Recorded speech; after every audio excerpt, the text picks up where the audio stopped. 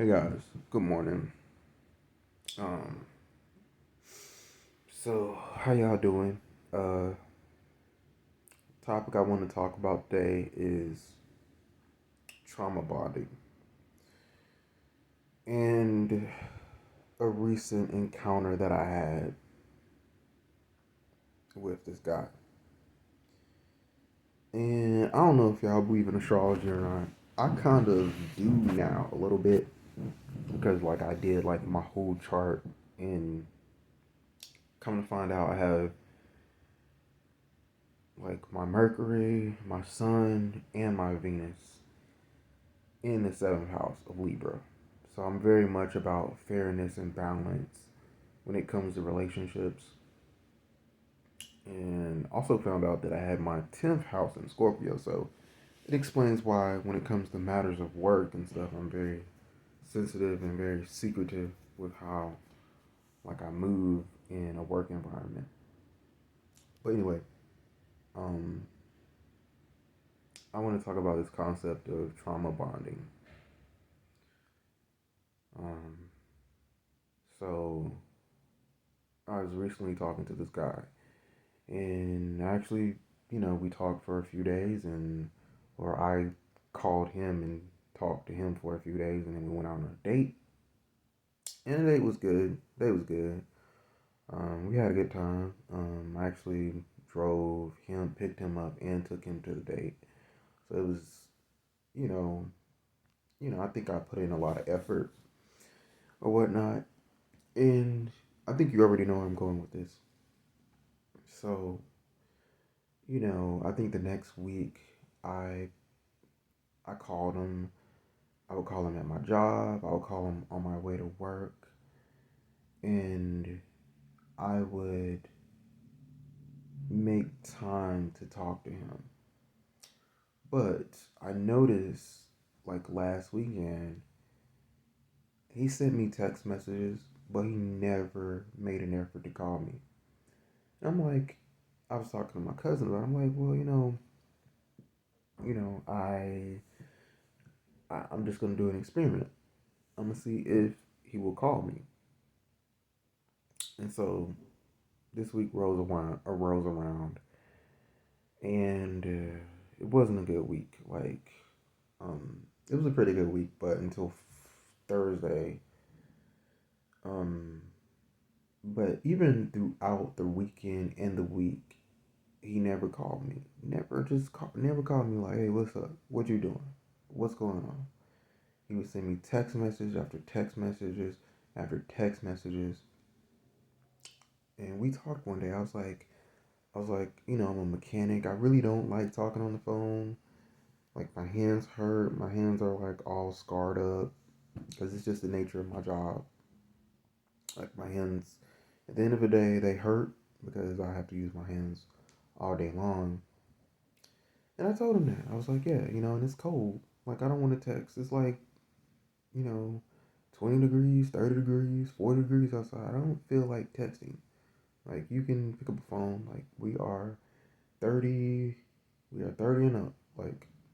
You remember the times before we had all this technology. Like I'm not talking to somebody who's 25 or down. Like, so you could call me. And that was my thought process of it. And then on Thursday, he's like, do you need me to call you? Do you need to talk to someone? Do you need me?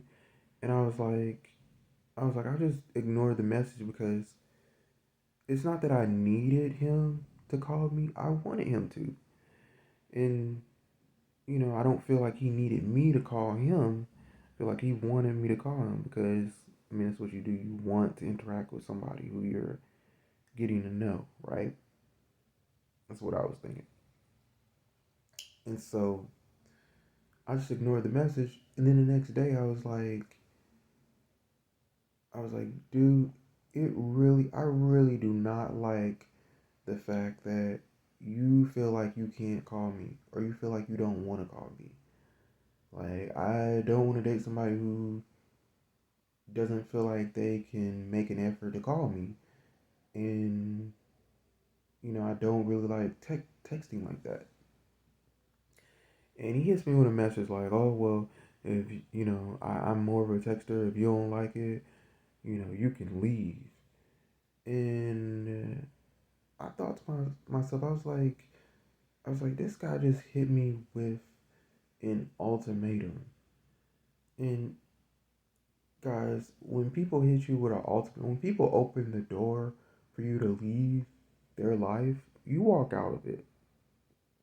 You walk out of it. Like there's no way to walk that back. And he's like, well, I do want to get to know you, but the way you said, the way you, verbiage your message was not great. And I was thinking to myself, like, this is why text messages are bad because you can't understand what somebody's tone is in their messages. You just can't.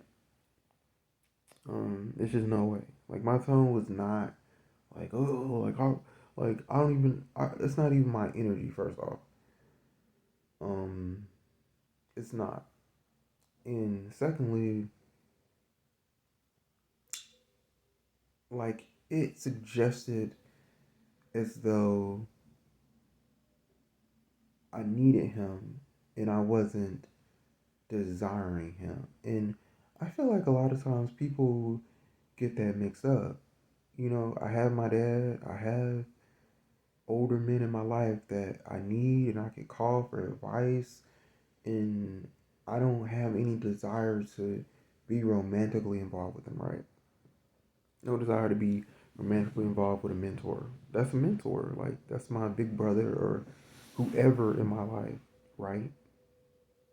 And so I felt like, given that his past, one of his exes died, and he didn't just die, he committed suicide. And part of the reasons why he did that, nobody will ever know, but it gave me the impression that this guy had been trauma bonded to this guy because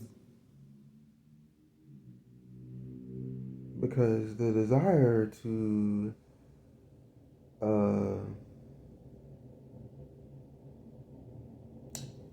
um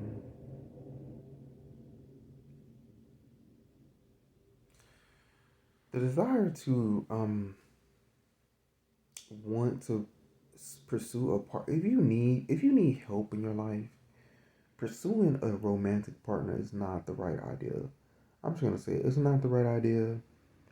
And the way he treated me came off as if that's what I was trying to do, that I was trying to pursue a romantic partner out of a need, or I need somebody to be there for me.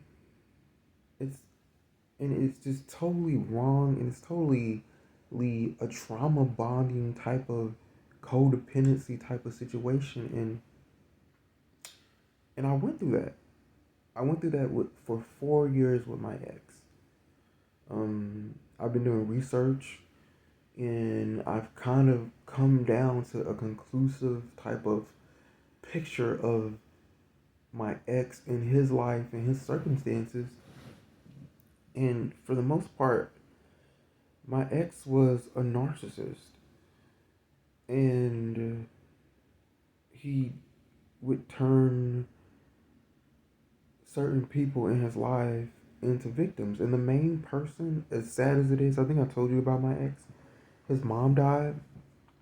The saddest part of it was he turned his mother into a source of narcissistic supply, meaning that he he turned her into a narcissistic supply, and he turned everyone else into flying monkeys, people who invalidate the victim of the narcissist. That's what it means to be a flying monkey. And I always felt like no, I'm not. Like, I've met your mom. She's a good woman. She's a nice woman. I don't feel any type of weird type of vibe from her. But I'm kind of scared to be around her because of the way you describe her. But she's not crazy, she's not any of these things, but you have turned her into a source of narcissistic supply, and you devalue her. You devalue her as a person. And when she died, God rest her soul, he received a narcissistic injury. He did. He did. I always thought about that. I was like, the way you talk to your mom is not how I would talk to my mom. And the way you talk about your mom, like, is not really appropriate because your mom was not a druggie. She did not walk out on you.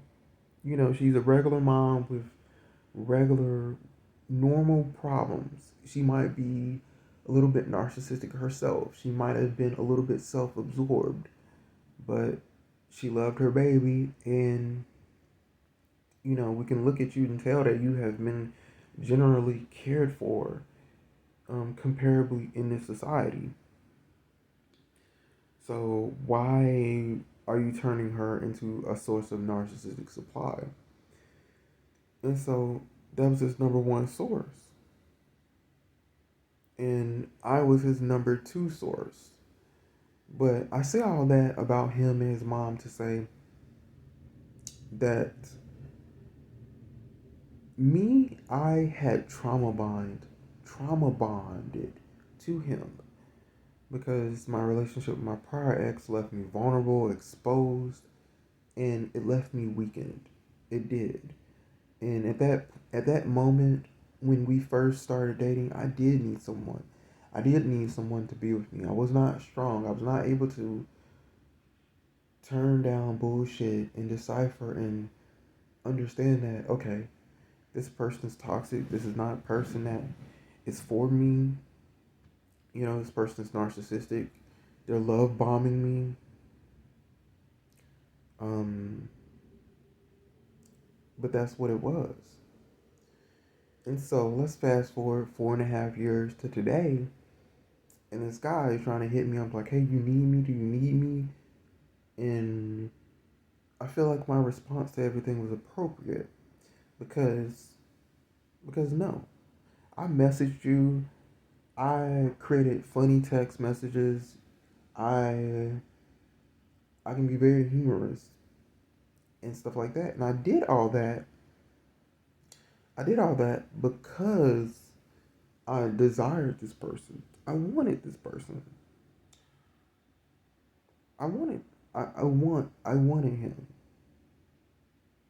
But when you cross the line of being like, oh, I'm interpreting this person's desire for me as a need, you're seeking out a trauma bond. You're seeking out a trauma bond with someone. You're seeking out a toxic bond with the person. And when he hit me with the ultimatum, like, oh, or you can just leave, if I would have stayed and been like, oh, no, it's cool that, your response to me asking and desiring you was to show me the door and I'm going to stay inside with you, then I'm devaluing myself. Yeah, I'm devaluing. You're forcing me to devalue myself. You just disrespected me to the point where you showed me the door.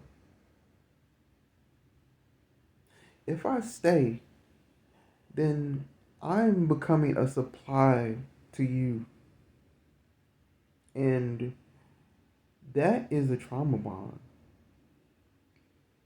And like I'm not sure how racial dynamics and all that can play into this, but a lot of people approach black men, even other black men, with the thought that we're down bad and that we're not surviving. I thought to myself, I was like, I have a good job. I'm very good at my job. I have a roof over my head. I'm currently furnishing my apartment. That's the goal today. I'm gonna go to the grocery store and I'm come home and I'm just have a build and a cleanup session of my apartment. I have a car. I'm very much enthusiastic about my life and my outlooks on life, and um, I think I'm making friends at work. I got people at work that I'm like, I'm gonna hang out with. We're gonna hang out. We're gonna link up, and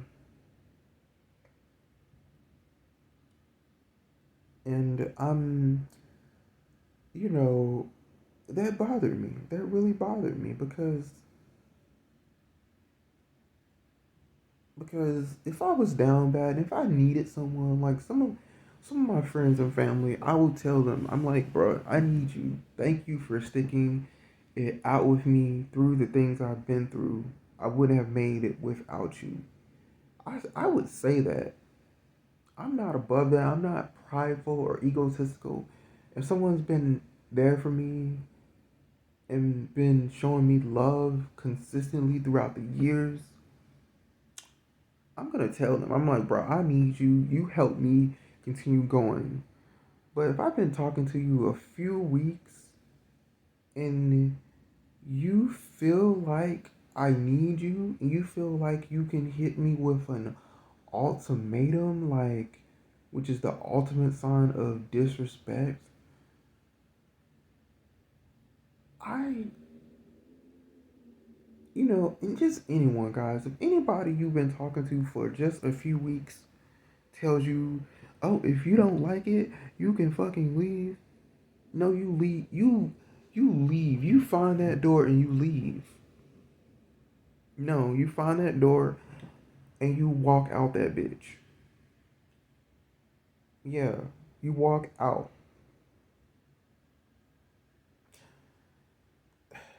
That's what you're supposed to do.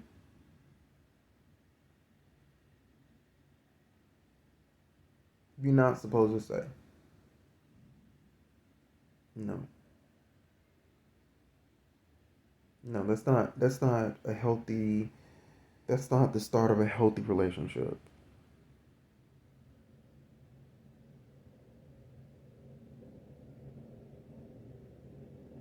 And that is initiating a trauma bond. I have to really, during this time of post relationship, refining, reconfiguring myself, I have to look at my past relationships, my own patterns of connections. And I don't know if the LGBTQ community, I don't know if the gay community has an issue, is predominantly with an issue, because a lot of us are really struggling. I'm lucky, I'm lucky to have a trade and make decent money so I can survive in the city that I'm in. But 90% of gay men don't have their own place, can't afford to live on their own, might have trauma bonding type of tendencies, but based off that. And that's no shame to them. That is no shame to them because it is hard out here. It's hard to survive on our own. It don't matter who you are. It don't matter what your sexual orientation is. It's hard. And I never take it for granted. Like my supervisor, this white man, took me all day to do this job the other night. Took me all day. I don't know why. Um, I've been doing my job for a long time, but it took me all day to do it. It was an easy job. It was in a really bad area on the airplane, and it was a two-man job. So I had to wait. I had to wait for someone to come and help me do this job because it required four hands. It did. It required, that was the requirement for the job. Not one person on planet Earth could have done that job. And so he came to me, dude, it's unacceptable that you took all night to do one job. And I thought to myself, I was like, okay, this white man coming up to me, little black dude, little queer black dude, right? So easy. It's such an easy target, very easy. And saying all this shit, supervisor, I'm just an employee. Got the authority. And he walks off like, and I'm like, can I say anything? He's like, no. And he walks off. I'm like, okay. I was upset. I was upset for about 10 minutes. But I was like, I I didn't mess anything up. And I maintained standards. I maintained standards of safety, and I didn't cost the company any money that day. Matter of fact, I actually cost the company a lot of money. I actually saved them a lot of money. Sorry, I saved them a lot of money because I repaired something in a tight area that they would have to, if to do a standard repair, you would have to, or to fix, you would have to remove all that stuff, which costs man hours. So I saved them a lot of money in man hours by fixing that for them. But whatever. But you know, that's the thing. Like you take the L, you have to take an L, and but as gay black men, we're always taking L's, and maybe because we're always taking L's is why people, we often don't have fathers, we have mothers who are toxic, so we have these toxic dynamics within ourselves, and we can't deal with criticism. I was like, okay, it took me a long time to do that job. I got it. Okay, I'll try to move quicker next time, right? That's all I can say. I was like, I try to do the best job I can, but oftentimes we can't take criticism because we haven't had a father to be stern with us and show us that they can criticize us and still love us. We haven't experienced that for most cases. Most people, the people who criticize us as black gay men, want to destroy us. Let's be real. All those dudes on Facebook talking about, oh, like black lives and black love and all that stuff, they literally turn into Hitler. They literally turn into Hitler when it comes to matters of black, queer, and gay people. Let's be real. They turn into all the things that they hate or that makes them unhappy, makes them feel unappreciated. And